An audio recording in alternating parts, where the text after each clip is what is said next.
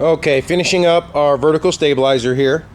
You can see it in my middle gusset here. I've gone ahead and applied some double sticky tape, and I've gone ahead and pulled it and pushed it tight. That's all I'm going to leave to hold it on there right now.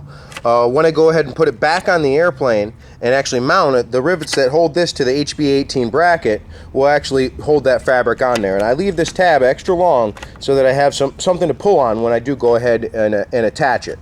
Then you can trim this off later on. Same thing with the leading edge tip here. You have a couple options to you here. You can simply just trace the fabric around, leaving this hole exposed at the bottom of the leading edge tube. Or in this case, I just folded it over as best I could. And I've also gone ahead and placed a rivet here at the very bottom of the leading edge just to hold the fabric a little bit tighter, because there's really nothing holding it in this direction. We're only relying on these rivets holding it in this direction. So that helps out a little bit. Also with your hinge, we're going to do exactly like we did on the rudder.